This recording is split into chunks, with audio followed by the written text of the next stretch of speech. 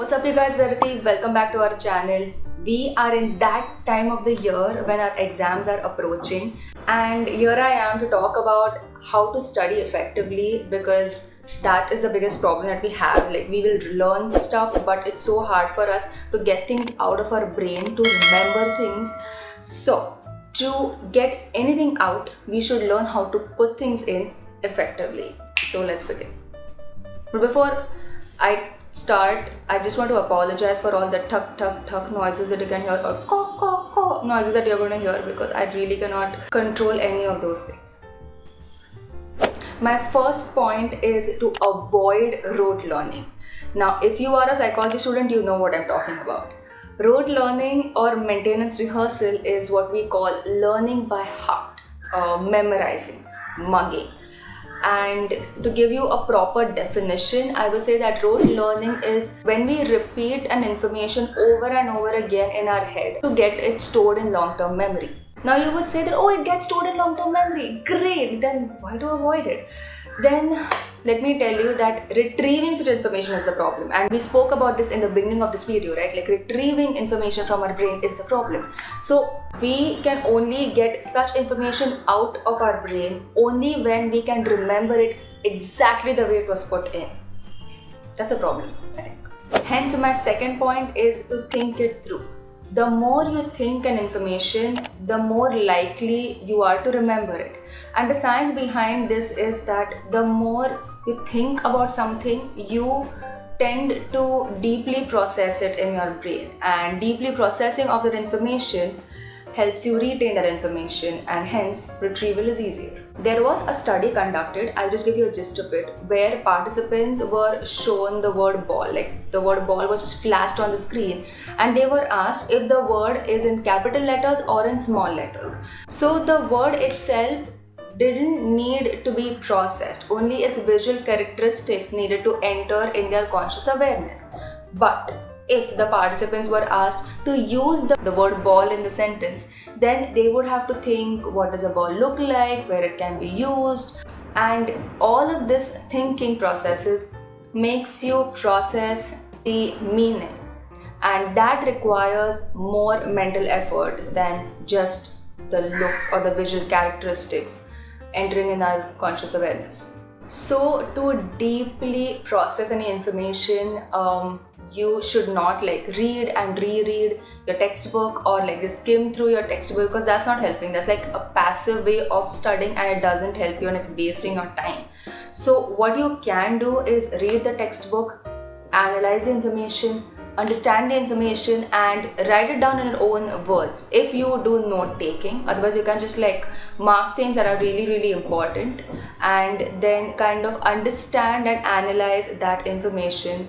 Another way you can think things through, that's a tongue twister, think things through, is to actually do things that are a little bit difficult for you.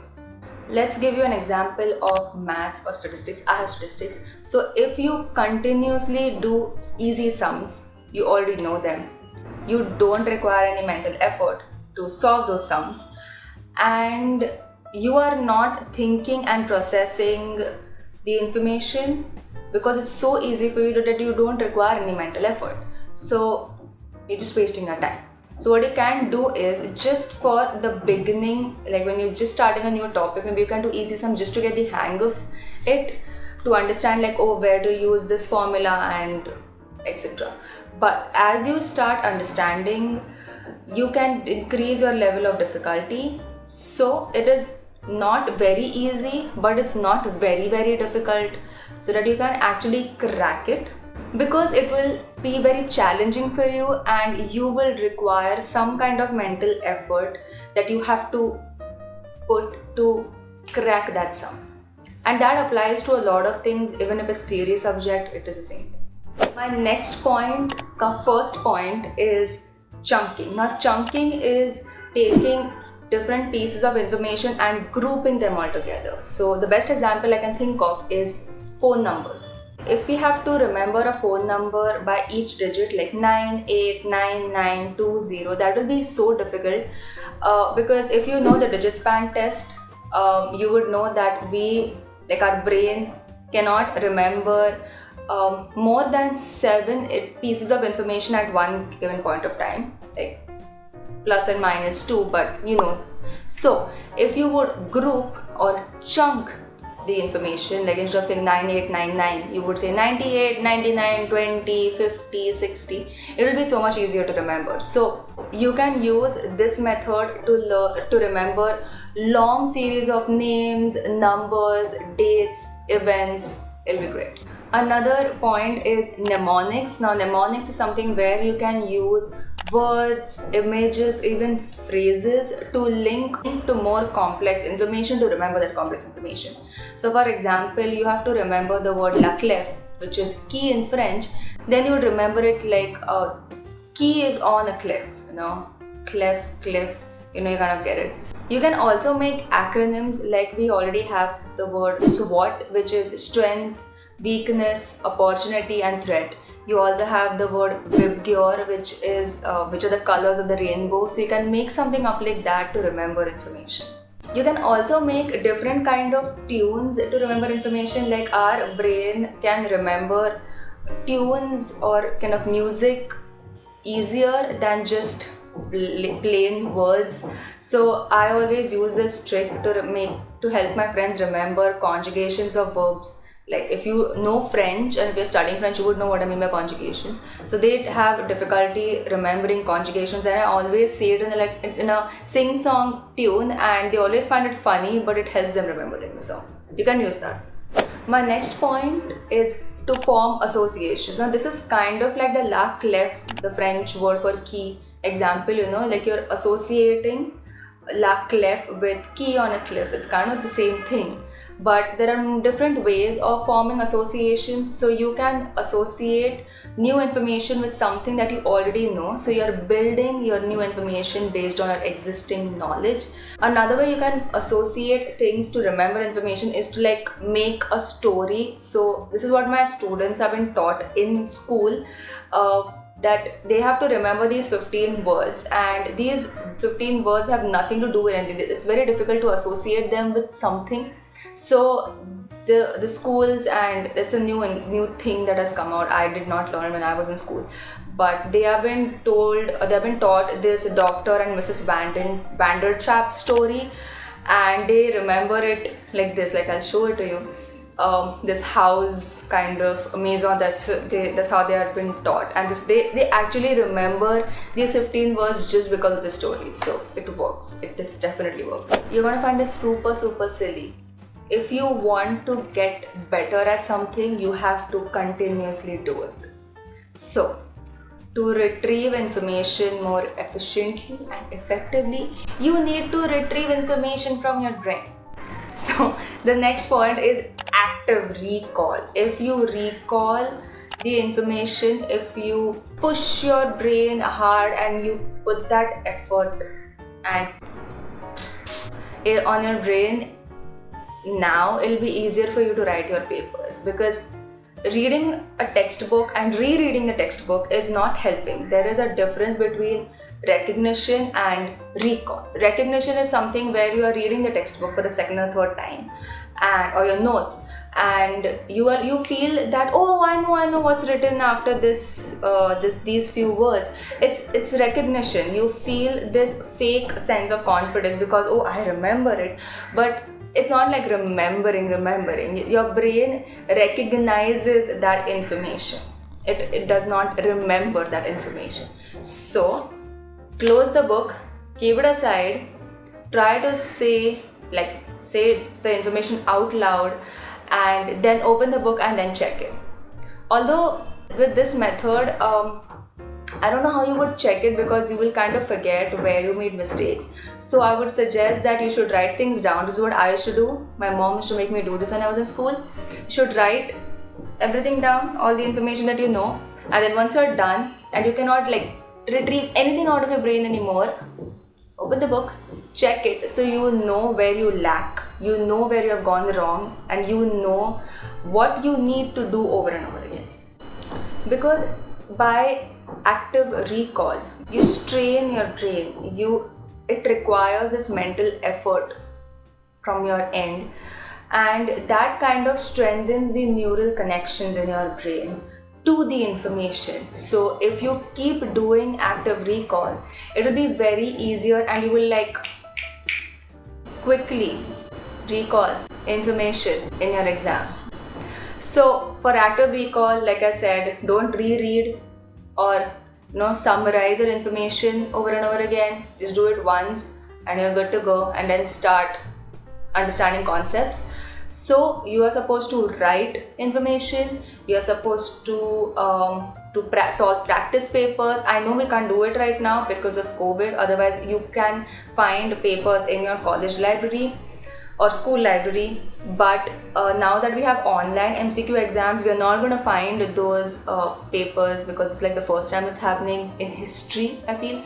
So I know this practice paper thing doesn't work, but just remember it, because this COVID is not going to last for a very long time and we are going to keep studying. So this method will come in handy then. Another method you can use for active recall is flashcards. I have always spoken about flashcards. So flashcards is something where you write the question on one side and the other side is the answer. So whenever you're like revising, you take the flashcard and you're like, and then without looking on the other side, you're going to try to retrieve information from your brain. And once you like try as hard as you can and now you can't get any information out, flip it, check the answer, and you'll know if you got it right or wrong. Another thing you can do for active recall is explaining things to others. So I generally do this with my mom. I make her sit, I hold her hostage, and then I explain things to her. And as she's not a psychology student, she doesn't know anything about it. So I have to literally break things down so that she understands it. Like I will make sure that she understands it. And that kind of ties with the think it through thing that I spoke about earlier. Like I have to literally think and process its meaning over and over again, finding different ways to make her understand. So I'm deeply processing that information over and over again, and that really, really works.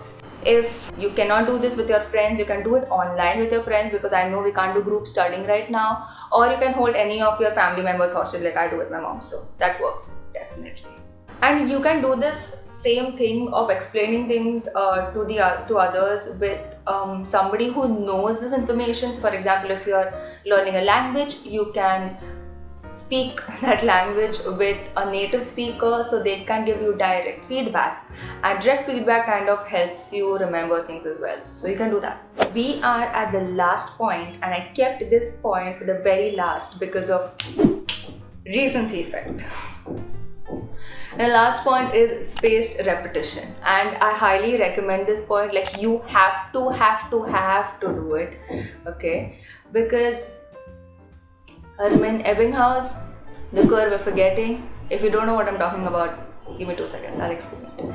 So, what Ebbinghaus showed us by this graph is that when you learn something for the very first time, you know it very, very well. But as the time passes, you kind of forget it. Hence the curve goes down. But after a point of time, you pick it up again, you revise it. Even if it's for 2 minutes, you remember it because you've already studied it. And then the curve goes down again as the time passes. But you pick it up again, you remember it. What I'm trying to say by this is that if you don't revise what you have studied, what you have learned, you are going to forget it. Okay, we do not have an eidetic memory. We do not have Mrs. S's, who is a mnemonist's memory. Okay, we forget. Our brain forgets. Hence, we need to revise, because if we don't, we will forget the whole thing and we have to start all over again. And Ebbinghaus showed us using this curve of forgetting that whatever we have learned, we start to forget it within the first hour. Yes, first hour. So, if you have learned something today, you're going to revise it again after, let's say, 3 days. Then you'll revise it again after 5 days. Then after a week. Then after 3 weeks. And if you continuously do that, you will remember that information really, really well. I hope these study techniques really, really help for you. I know I did not give much scientific backing to them, as I did not want this video to be way too long. And I wanted to give gist of all the study techniques in one video so you can use them better, but I'll make separate videos for them, so subscribe for that. Also check out my note making and how I stay productive videos. I will leave the links of it at the end of this video and also in the description box, along with other links that can help you revise psychology concepts. So go check the description box as well. Other than that, give this video a big thumbs up, comment down below what other videos you want me to do, and subscribe to this channel, join the community, hit the bell notification so you'll be notified every time I post a new video. I'll see you next Friday with another psychology video. हे इथे ठुक ठुक ठुक ठुक चाललंय त्याचं काय, इकडे ठुक ठुक ठुक 2 सेकंड बंद झालं की तिथे कॉ कॉ कॉ सुरू होतं. Just information. That is it. Why do I talk too much?